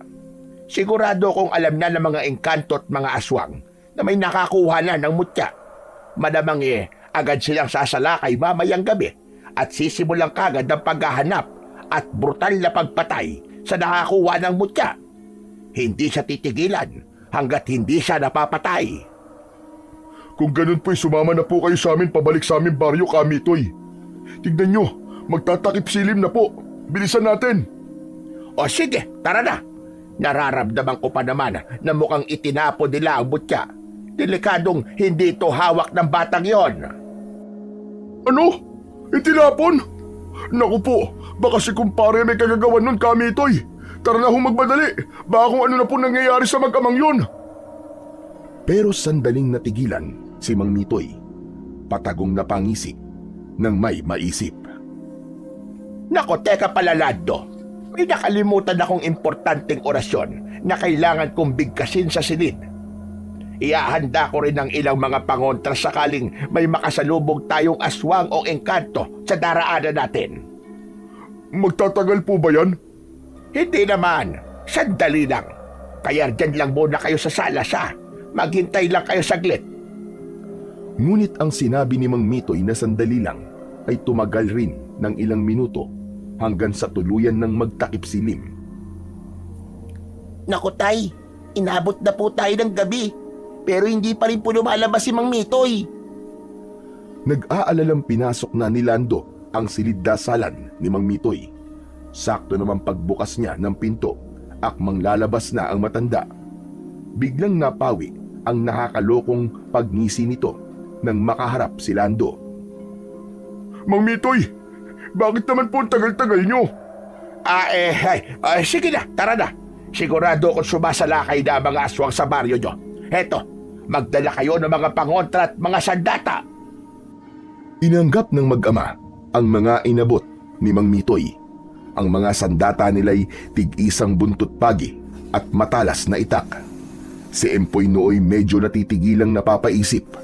Napansin kasi niya ang kaninang nakakalokong pagngisi ng matanda. Nasa mga mata niya ang pagdududa.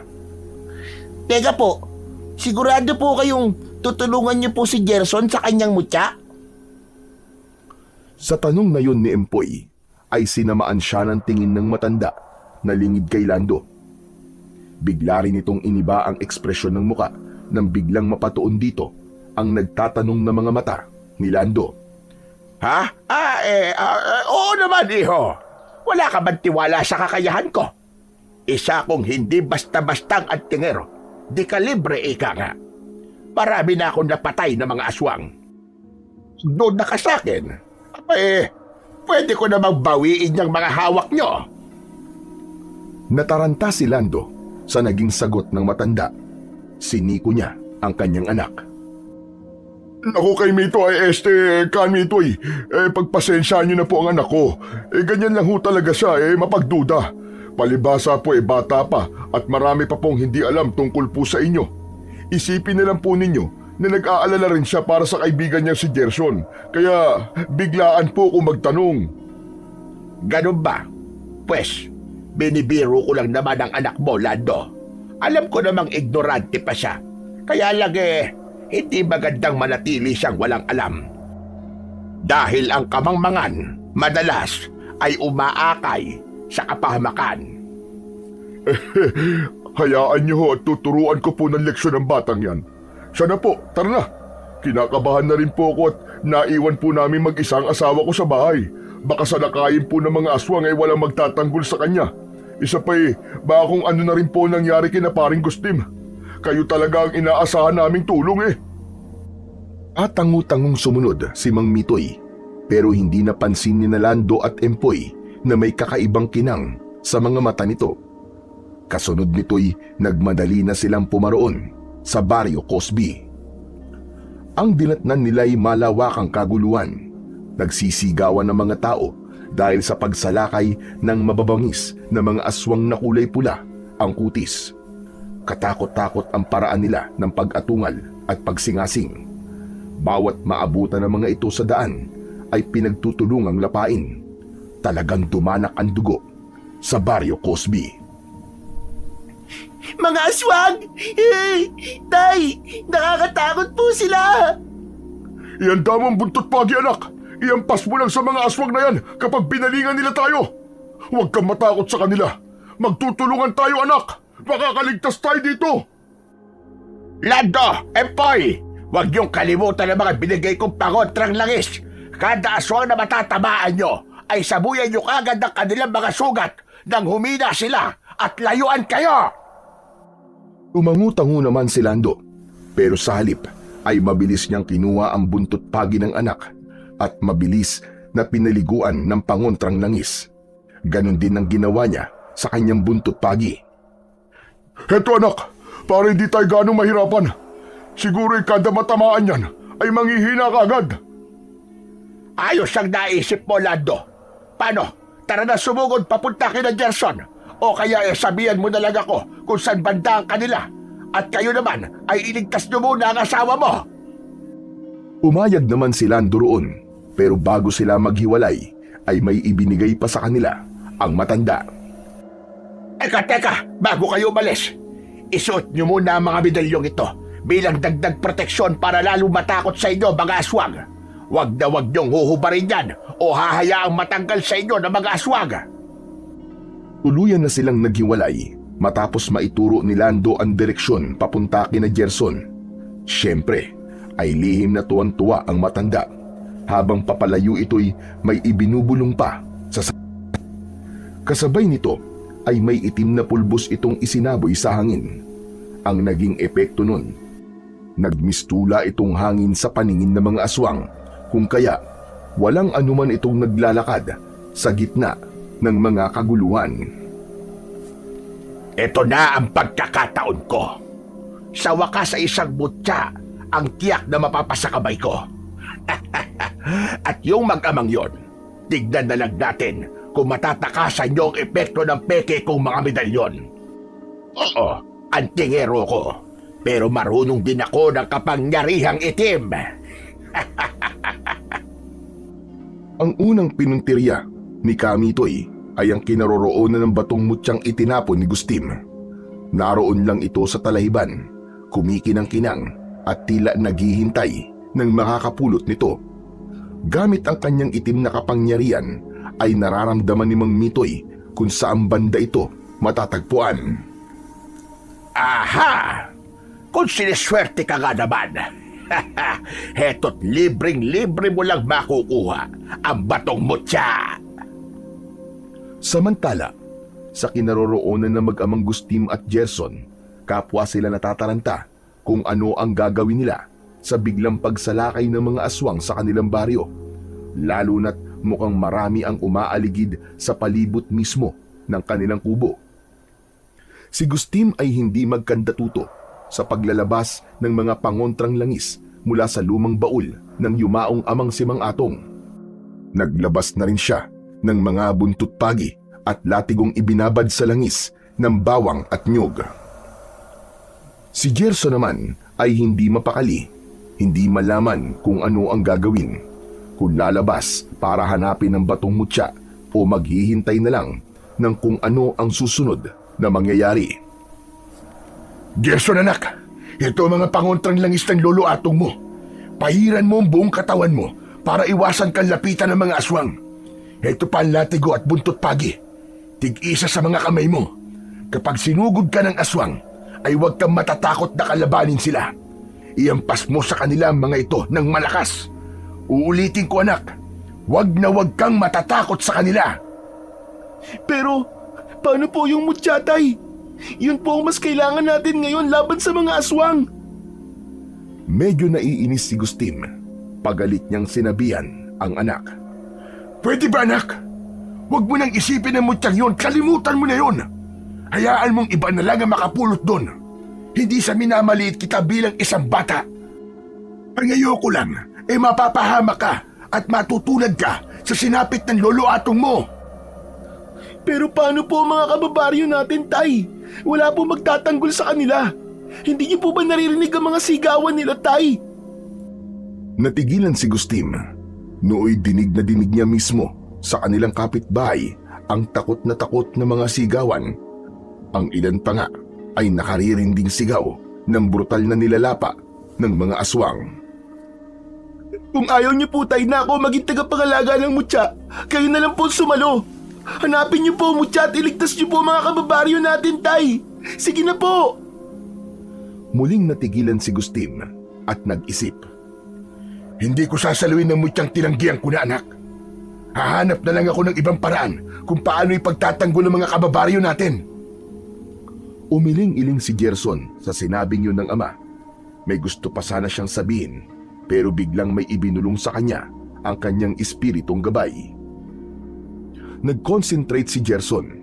Ang mga kamay niya ay unti-unting iniaangat sa ere. Biglang nanginig ang buo niyang katawan na para bang pinasukan yun ng kuryente. Bunga nito'y nataranta si Gustim. Anak! Anak! Ano nangyayari sa'yo? Anak! Nang muling nagdilat ng mga mata si Gerson, ay napaatras sa takot at pagkagulat si Gustim. Nag-iba ang kulay at hugis ng mga mata ni Gerson. Naging parang mata ng ahas. Ang sa kanan ay naging makinang na puti at may guhit na itim. Ang sa kaliwa naman ay kulay makintab na itim na may guhit na puti sa gitna. Sumunod ay may ibinulong si Gerson sa hangin. Magsilabas kayo mula sa akin. Hanapin niyo ang dapat hanapin. Ihanda niyo ako sa laban, sa kasamaan. Dalawang usok ang mabilis na naglabasan mula sa mga paa ni Gerson. Usok na itim at usok na puti na parehong hugis kobra. Mabilis na gumapang ang mga ito palayo. Sa gulat ni Gustim ay dinaanan siya ng puting usok at tinuklaw. Pagkaraan ay mabilis itong lumayo at sinundan ng itim na usok palabas ng kanilang kubo. Ano nangyayari anak? Bakit ako tinuklaw ng puting usok na hugis kobra? Anong ibig sabihin nun? Humanda ka po, Tay, sa mga posibleng mangyayari. Mga aswang at kampo ng dilim po makakalaban natin. Samantala, ang mag-amang Lando at Empoy ay nakarating na sa kanilang bahay.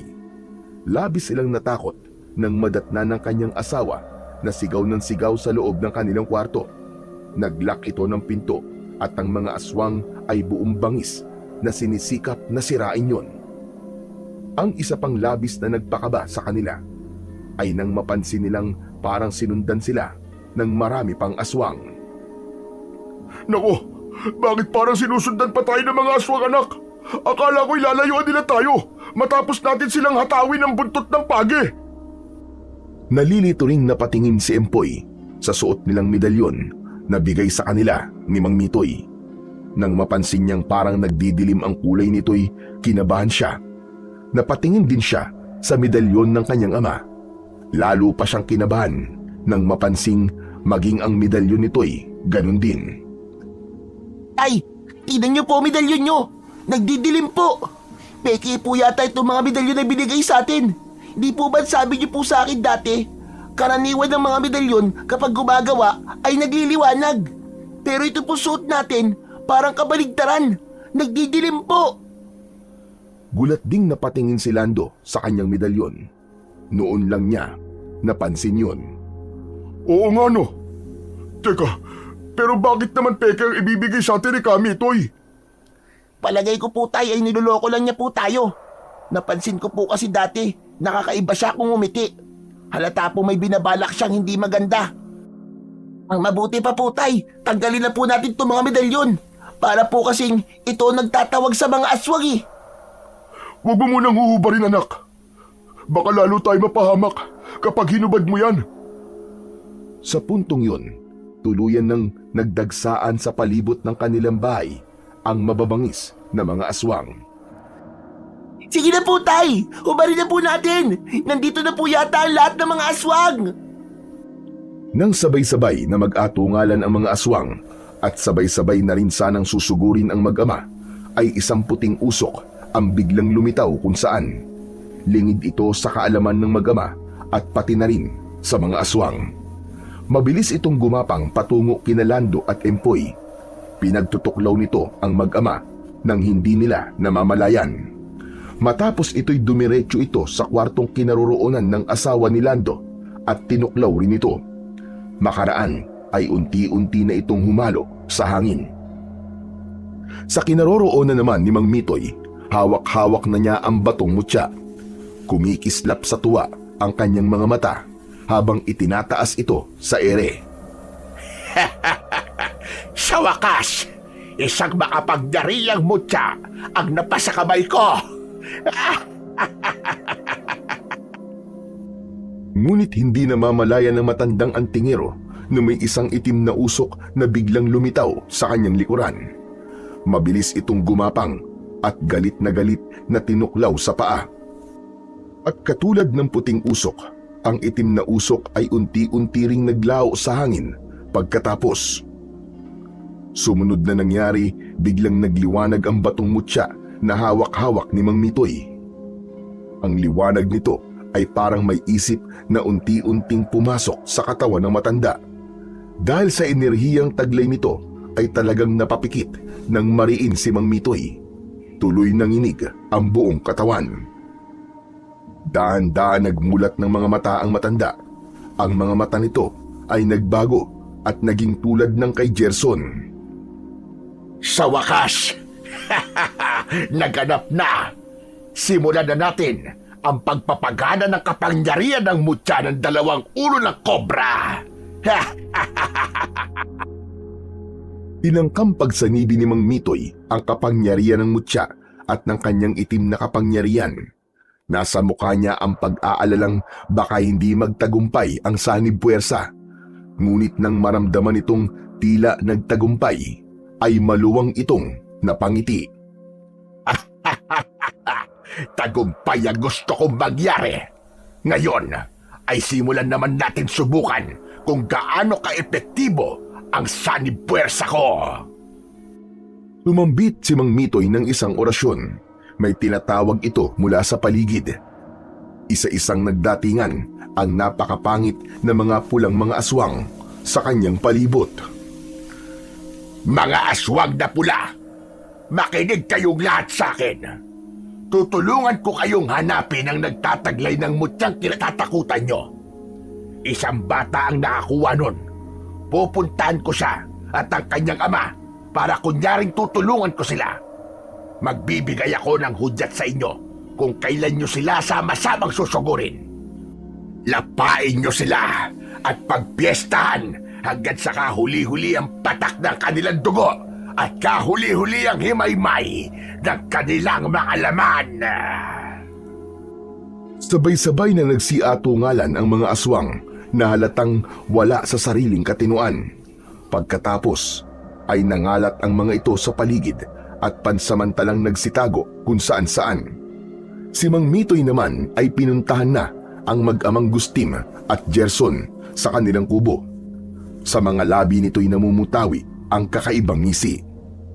Sina Gustim at Gerson naman, matapos nagtatakang magkatinginan dahil sa biglang parang nag-alisa ng mga aswang sa paligid, ay gulat na gulat nang biglang pumasok sa kanilang bahay si Mang Mitoy. Teka, sino kayo? Anong ginagawa niyo rito? Huwag kang matakot. Ako nga pala si Kamitoy, isang dakilang antingero. Naparito ko para tulungan kayo. Alam kong ang anak mo nakakuha ng mutya ng 2 ulo na kobra. At saka pala, ako ang nagtaboy sa mga aswang sa paligid. Pero, paano nyo nalaman na ang anak ko nakakuha ng mutya? Dahil naramdaman ko sa kanya ang enerhiya ng mutya. Pasalamat kayo at ako ang unang pumarito ngayon para itaboy ang mga aswang. Alam nyo bang, may isang nakikipagkasundo sa mga aswang para ipahamak kayo? Kung sila nauna rito, malamang katapusan nyo ng mag-ama. Teka, sinong tinutukoy mo? Walang iba, kundi ang matalik mong kaibigan, si Lando, pati na ang kanyang anak na si Empoy, at ang kanyang asawa. Nagkatinginan sina Gustim at Gerson sa sinabi ng matanda, pero sa halip na pagdudahan yun, ay parang sumang-ayon pa sila. Tama po kayo. Noon pa po'y nararamdaman ko pong hindi po totoong ipinapakita sa amin ni Tito Lando. May lihim po silang inggit sa amin. Siya nga anak, sa sitwasyon natin ngayon, hindi natin sila basta-basta pagkakatiwalaan. Malamang isasalakay ulit ang mga aswang sa pangungunan nila. Kaya kailangan nating maganda laban sa kanila, anak. Binalingan naman ngayon ni Gustim si Mang Mitoy. Mang Mitoy, paano niyo tutulungan ang anak ko? Hindi niya hawak ngayon ang kanyang mutyang bato. Madali lang. Ituturo ko sa inyo ang mga dapat gawin kung paano pagaganahin ang mutya kahit hindi ito hawak ng anak mo. At itinuro nga ng matanda ang mga dapat gawin at kung paano iisahan sina Lando, Empoy at ang mga kasabwat ng mga itong mga aswang. Ang mag-ama naman ay matamang nakinig. Ngunit si Gerson ay mahahalatang naguguluhan sa mga nangyayari. Biglang parang balisa siya at wala sa sarili. Matapos maituro lahat ni Mang Mitoy ang mga dapat gawin, ay siya namang humahangos na pagdating ni Nalando at ang asawa nito at si Empoy. Paring Gustim, Gerson, mabuti na lang at ligtas kayo. Nandito ka rin pala, Kamitoy.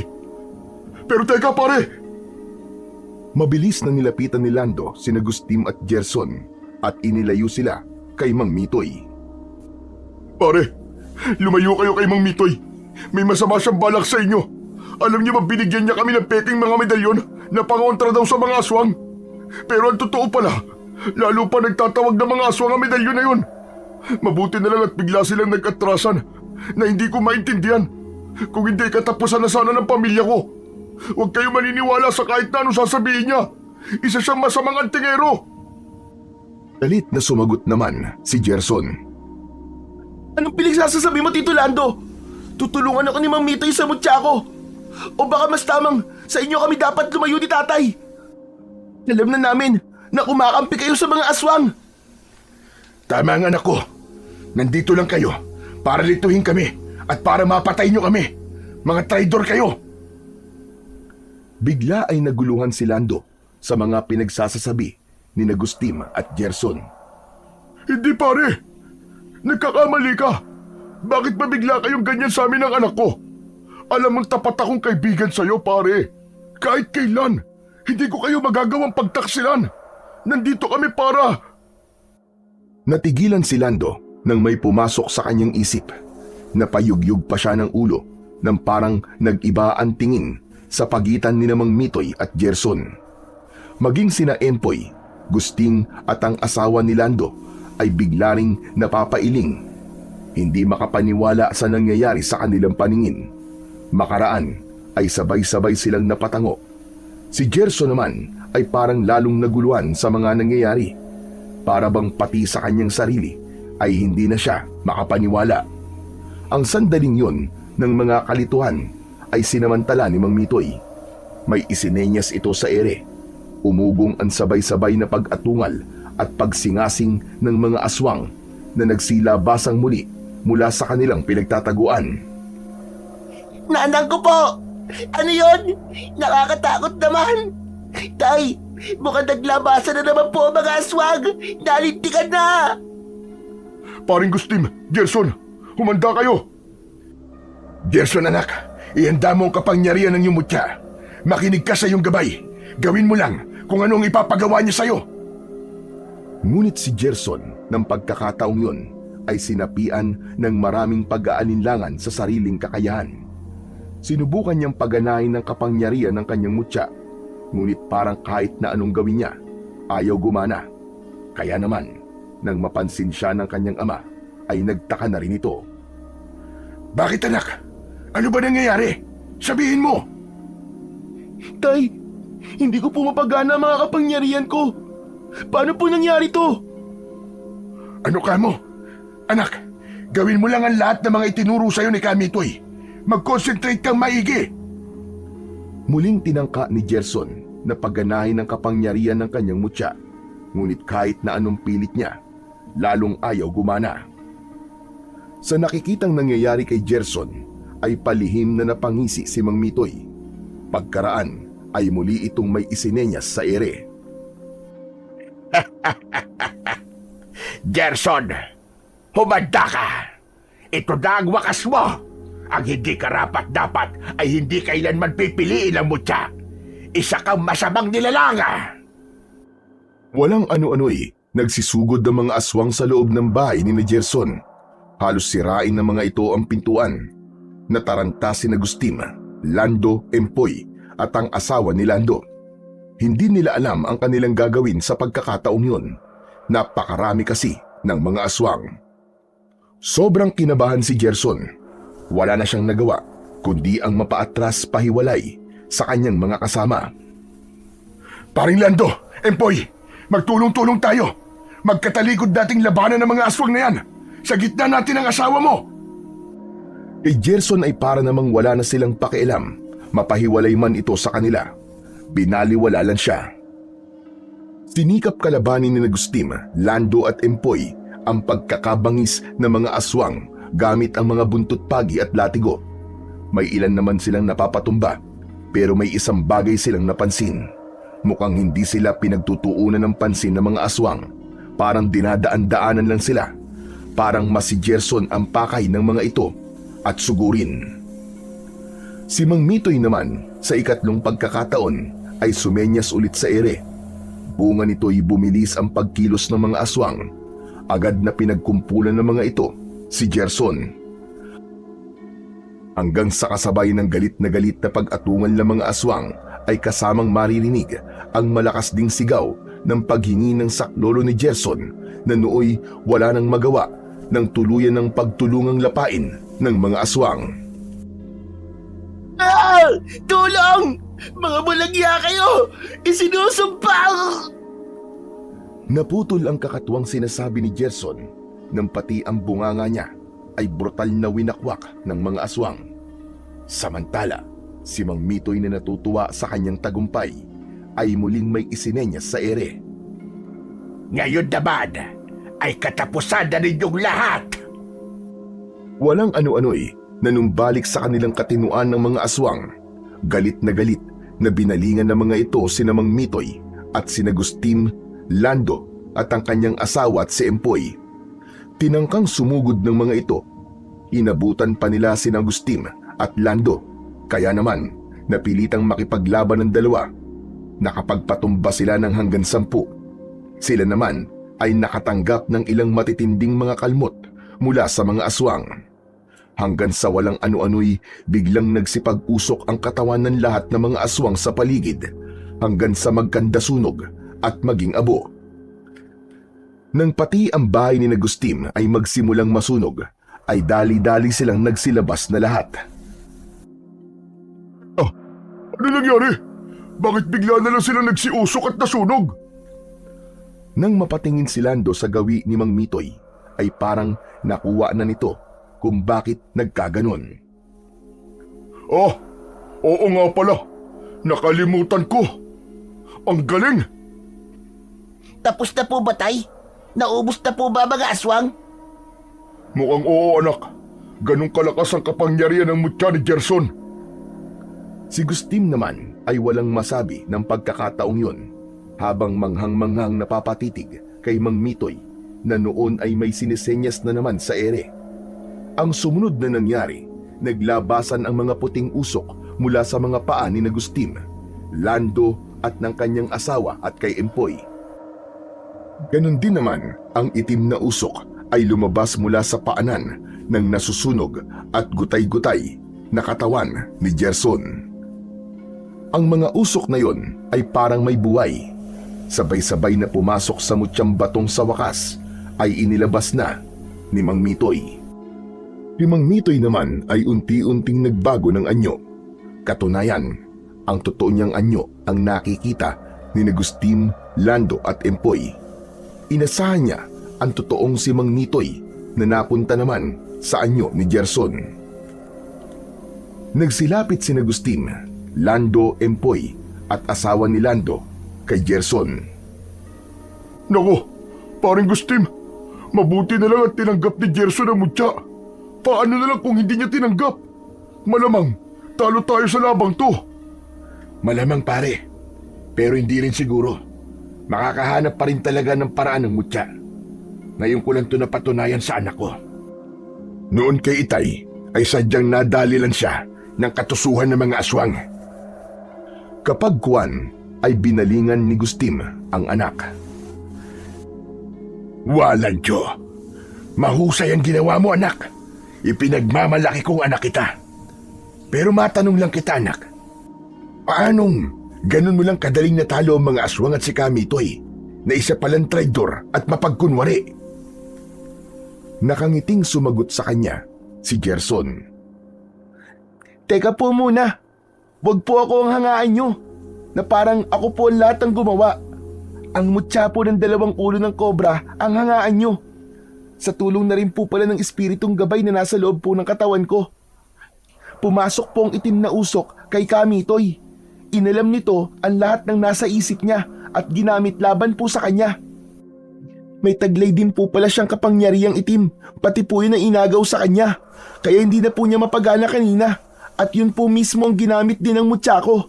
Ayun, madali ko lang po siyang natalo. Ang galing! Sobrang nakakabilib, Gerson. Sana ako rin magkaroon din ng mutya na tulad dan sa'yo. Magkakaroon ka rin, anak. Basta tutularan mo ang katangian ni Gerson.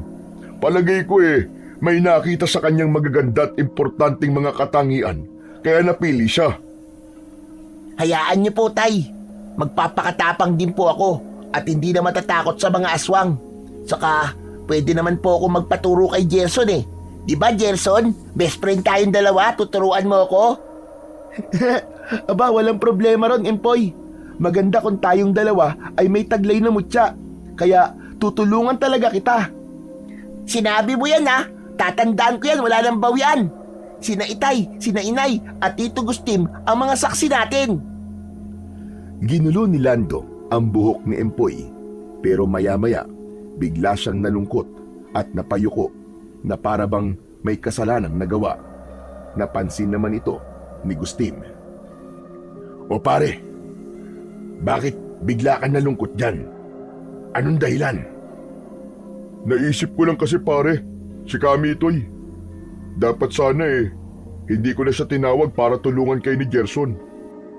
Kung nagkataon palang hindi naging tagumpay ang ginawa ni Gerson kasalanan ko.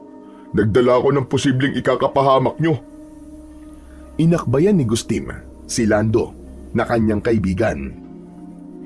Naku pare, wala kang kasalanan. Alam kong iniisip mo lang kung ano makakatulong sa amin ni Gerson. Sadyang tuso lang talaga si Kamitoy. Yung kanina naman na parang umayon kami ni Gerson sa paninira sa inyo ni Kamitoy, palabas lang namin yun. Minsan ay kailangan natin tapatan ng katusuan ng iba para hindi tayo madehado sa huli. Isa pa, subok ko na noon pa ang katapatan mo sa amin. Kaya nang pagbintangan ka ni Kamitoy ay hindi talaga ako naniwala. Kaya sana pare, huwag mong damdamin yun ha. Nagkakaintindihan ba tayo pare? Napangiti si Lando. Napaakbay na rin siya sa kanyang kaibigan. Salamat talaga pare. At ayos pa rin ang samahan natin. Akala ko tuluyan na magkakalamat eh. Ano ka ba paring Lando? Hindi yun mangyayari. Malaki ang pagpapahalaga ko sa maganda nating samahan. Noon at magpakailanman. Matapos ang pag-uusap na yon ng magkumpare, walang ano-ano'y napasigaw si Empoy. Tay! Tito Gustim! Si Gerson po nawawala! Gulat na nagpalinga-linga sa paligid sina Gustim at Lando, pati na rin ang asawa ni Lando. Ano? Paano bigla siyang nawala, Empoy? Hindi ko rin po alam, Tito. Akala ko pareho kaming nakatanaw sa nasusunog yung bahay eh. Pero paglingon ko po sa kanya, wala na po pala siya. Naku, hanapin natin siya paring Gustim. Hindi kaya may isang aswang pang natira at sinamantala siyang dagitin? Hindi pwede yun pare. Kung may natira pa, mararamdaman siguro yun ng kanyang mutya at bibigyan siya ng babala. Kung ganun, nasan kaya siya? Maya-maya pa, nagulat sila nang sa likuran nila ay may nagsalita. Nandito po ako, Tay. Tito Lando. May dalang botelya si Gerson. Yun ang agad nilang napansin dito pagbaling nila. Teka, anak, saan ka ba nang galing? At saka, ano ba yan dala-dala mo? Binilungan po ako ng aking gabay, Tay. Ang mga abo po pala ni Kamitoy ay nagtatangkang tumakas. Inutusan po akong harangin ng gumagapang niyang mga abo at isilid po dito sa botelyang may lamang pangontrang langis. Aba, ganun ba? Pero bakit kailangan pang ipasok dyan? Kapag hindi daw po ipinasok dito, ay posible po siyang muling mabuhay dahil sa epekto po ng dating gamit niyang itim na kapangyarihan. Ngayong nababad na po dito ang abo niya sa pangontrang langis na to, ang huling gagawin po natin para tuluyan siyang mawala ay sunugin po natin ito sa susunod nating pag-uuling. Mahirap daw po kapag muli siyang nabuhay. Magiging mas malakas po at mas makapangyarihan po siya at posible raw pong mabawi niya ang kapangyarihang itim na naagaw ng batong mutya. Ganun ba? O sige, bukas na bukas din ay pupunta ulit tayo sa Kakahuyan para balikan ang inuling natin. Tuloy, gagawa ulit tayo ng bagong mga uling para maisamang masunog yan anak. Mamumulak na rin tayo ng mga puno para sa gagawin natin bagong bahay natin. Kinabukasan nga ay maaga silang sama-samang nagpunta sa Kakahuyan para isagawa ang mga napagplanuhan nilang gawin ng nagdaang gabi. Ang pinakaimportante ay yung huli nilang gagawin. Nagsunod na sila ng bagong mga sangang uulingin sa malaking hukay. Inilabas na ni Gerson ang botelyang naglalaman ng abo ni Mang Mitoy. Isang munting orasyon muna ang pinabigkas sa kanya ng kanyang gabay. Makaraan ay inihagis niya ang botelya sa malaking apoy. Ang alaala ng isang masamang nilalang ay tutuldukan na. Patunay lang ito na walang kasamaang nagtatagumpay sa huli. Umutok ang botelyang yon. Kasunod nito ay narinig nila ang galit na tinig ni Mang Mitoy habang papahinang humahalo sa apoy. Magwalagya kayo! Hindi pa ito katapusan ko! Maghihiganti ako! At doon na tuluyang natuldukan, maging ang tinig ng kaluluwa ng matanda. Nang pati abo niya ay masunog, nagdulot ito ng napakaitim na usok. Sa wakas, magiging matiwasay na ulit ang baryo natin dito sa Baryo Cosby. Sana nga, magtuloy-tuloy na pare. Sana, wala nang bagong Kamitoy na babangon. Kahit may bumangon pa pare, nandito naman na ang anak ko na tagapangalaga ng mutya ng 2 ulo ng kobra. May tagapagtanggol na tayo laban sa mga aswang at maging sa mga masasamang elemento sa paligid na nais tayong bulabugin. Sumingit din si Empoy. Sa kabalang araw po, ay magiging 2 na po ang may mutya rito sa atin. Ako po ang susunod sa yapak ni Gerson. Di ba, Gerson? Oo, Empoy. Ikaw nga ang susunod. Ang susunod na Super Ingo. At nagtawanan silang lahat sa birong yun ni Gerson. Masaya at payapa na silang namuhay pagkatapos ng madugong pagsalakay na yon. Ang bawat tao sa baryo ay malaya nang nakakalabas anumang oras nila gustuin, lalo na sa gabi. Tinuturuan ni Gerson ng kaibigan niyang si Empoy ng paraan ng pakikipaglaban. Gabi-gabi silang nagbabantay kasama ang ibang mga kalalakihan sa pangunguna ni Mang Gustim at Mang Lando.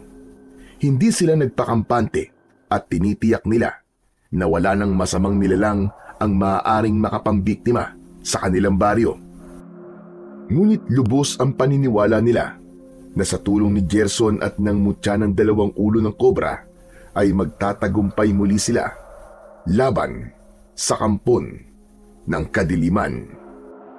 At higit sa lahat, alam nila na pinoproteksyonan sila ng kanilang pananampalataya sa Diyos na pinakamakapangyarihan sa lahat.